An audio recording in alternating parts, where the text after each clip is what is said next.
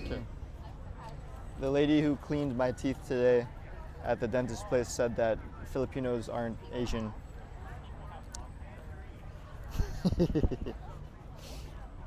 This came about because of my last name, and then she's a Filipino too.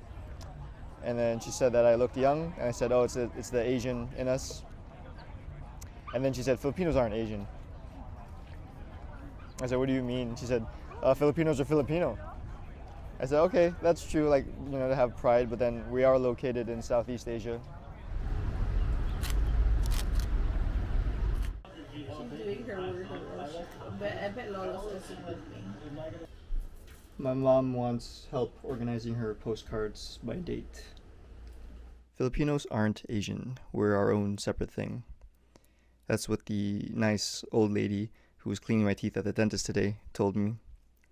She was super funny, and we had a conversation. I say conversation because most of the time it was her talking while like cleaning my teeth, and I was just like responding with ah. But I would like talk if like there was something that I wanted to say.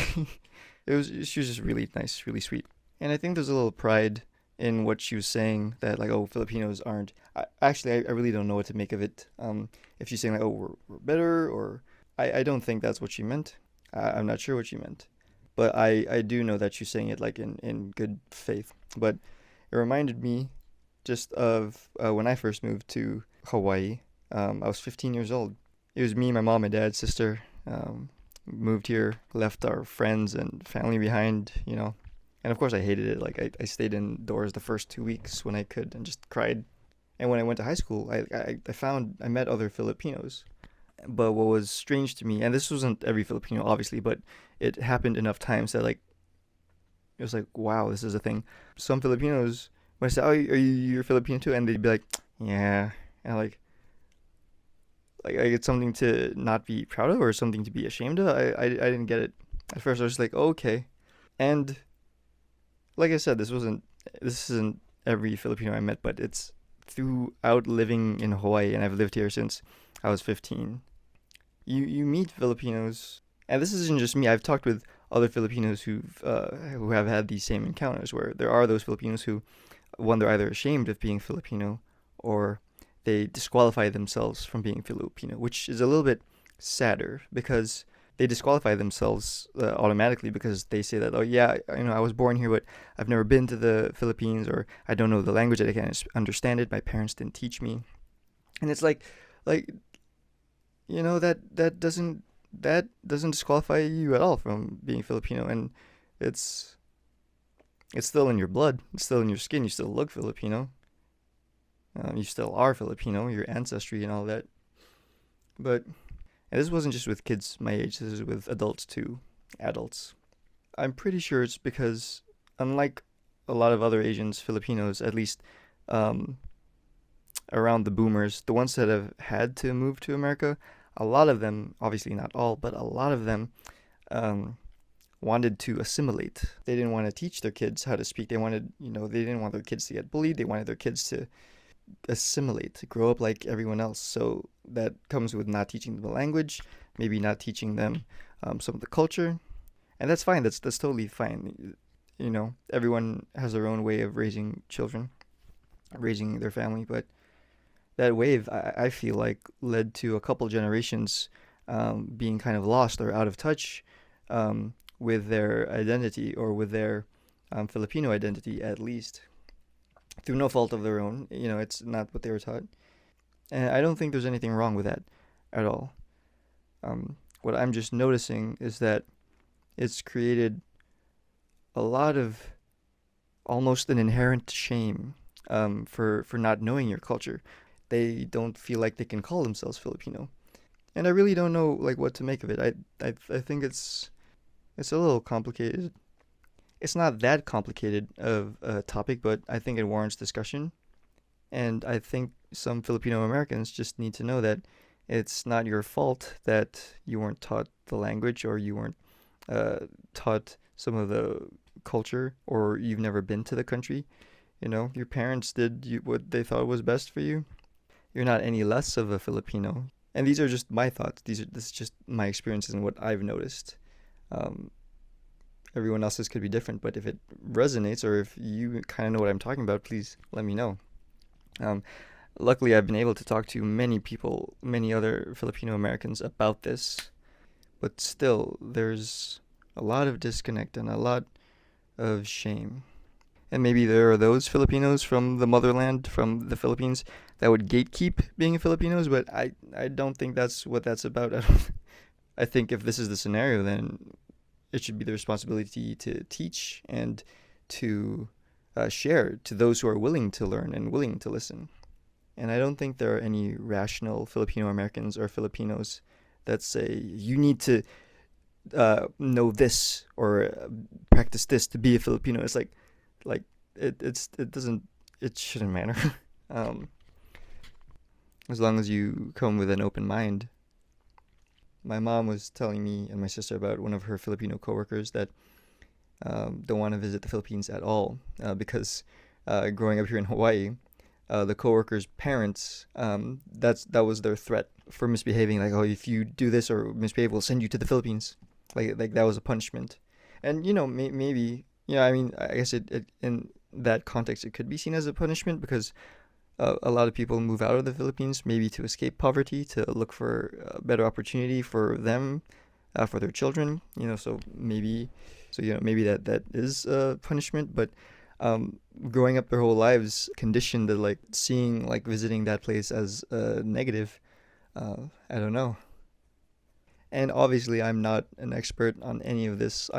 These are just my thoughts and these are my questions, and I want to talk to people about this because I think this is something very unique that's going on, and not just for Filipino Americans. I'm pretty sure there are other Asians that experience this as well, a disconnect with their mainland, motherland. I mean, Filipinos aren't Asian.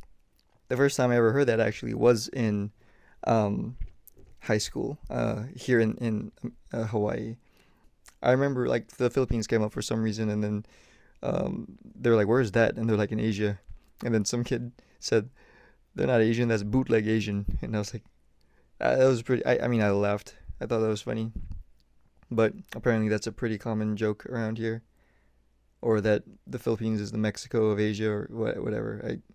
I did get a sense really quickly that the Filipinos weren't a premier level of Asian here in Hawaii, if that makes sense. Like I think you have to have lived here to understand what that means. I think right now Filipinos are the number one or number two biggest minority. I guess that's majority at this point, or my minority population here in Hawaii, or Oahu at least. I could Google, but I don't want to lose my flow of this already incoherent rambling on what I think it means to be Filipino. I wasn't born in the Philippines, but I grew up there, and I moved there when I was in first grade, second grade, and I just couldn't understand anybody.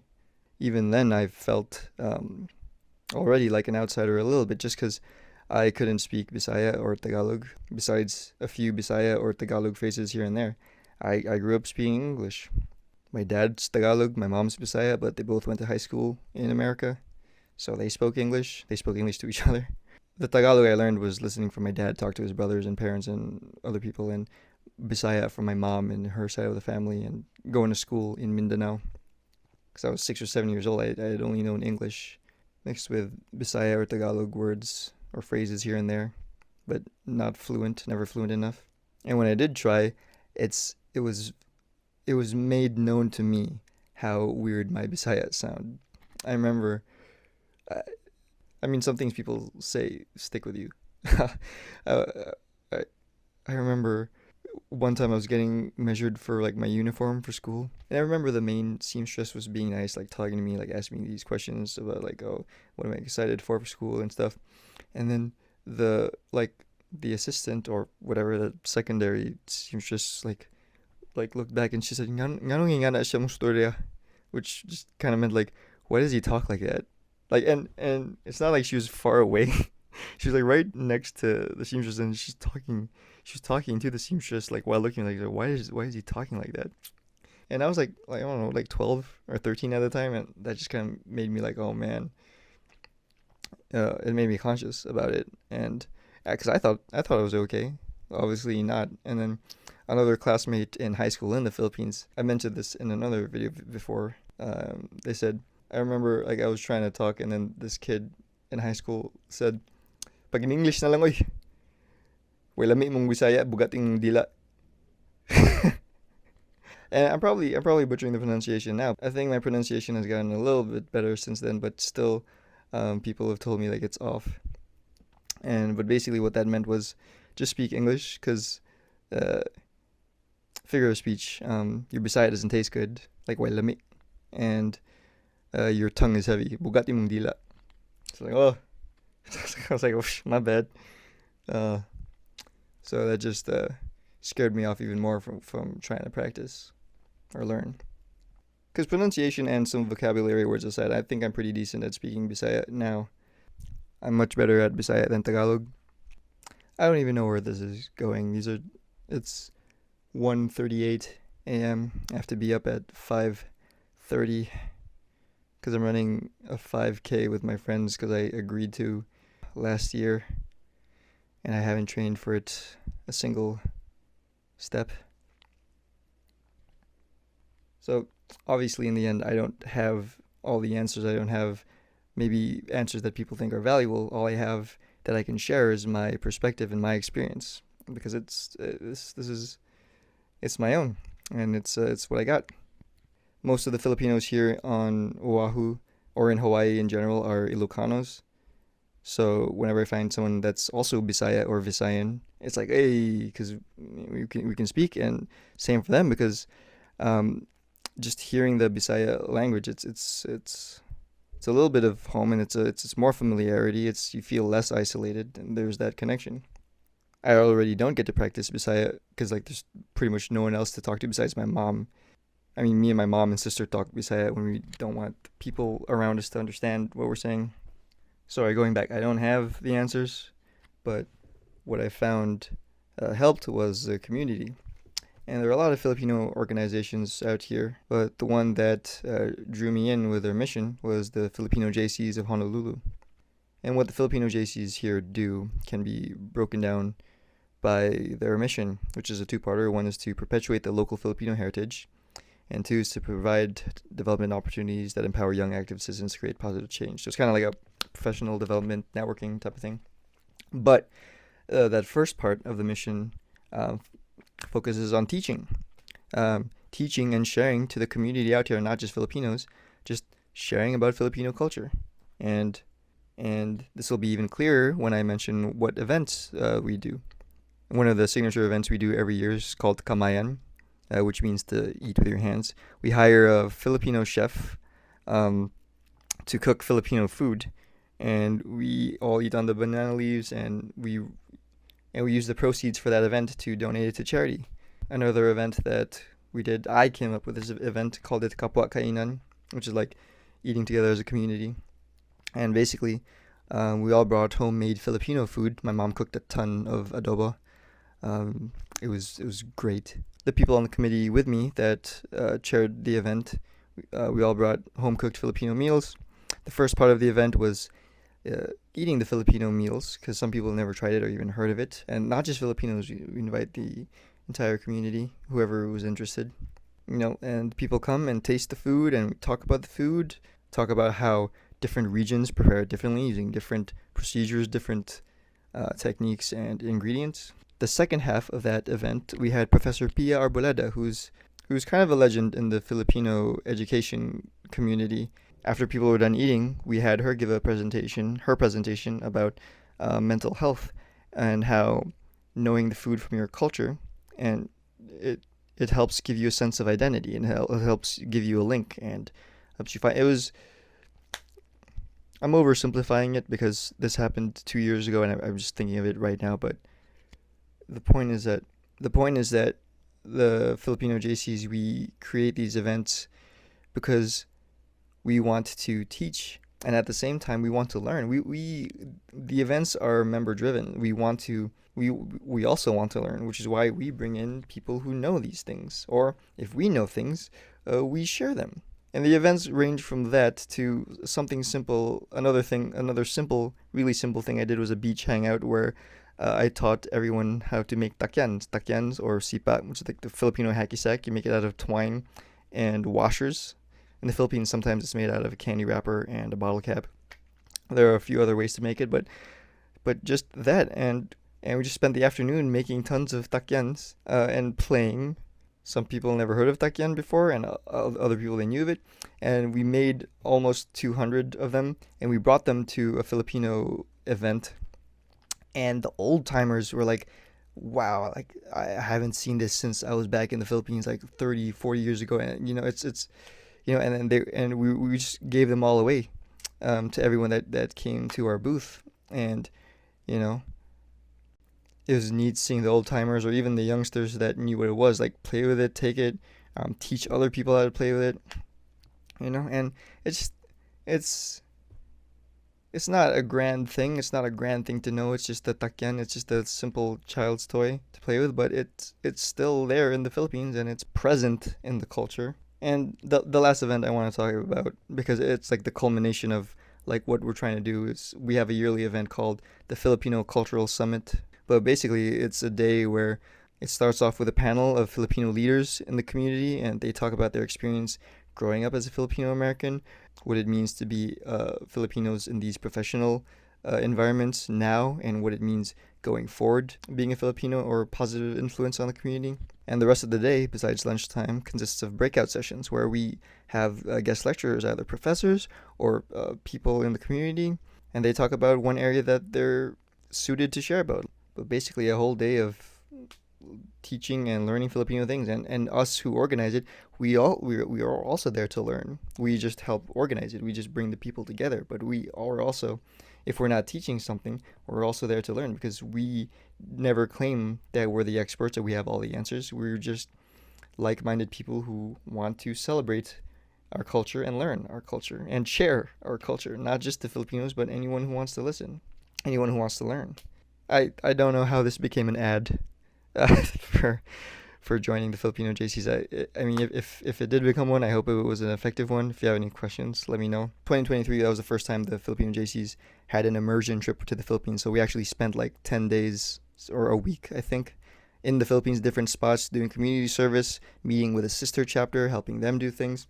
It's on my YouTube if you scroll down enough things that we did.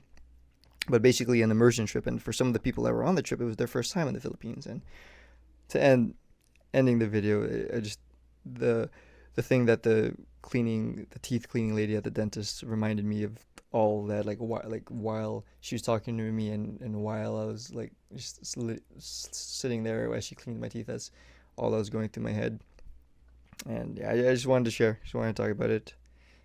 If you disagree or agree or have anything to say about anything I said, let me know in the comments. I'm not saying that if you're Filipino, like, oh, make it your entire personality, you should know everything about what it is to be Filipino. Like, I don't think even a lot of Filipinos in the Philippines know everything there is to be about being Filipino, because even then, that's just subjective. It's okay to be who you are. It's okay to be you. It's 2 a.m. I gotta sleep before the 5K, so good night.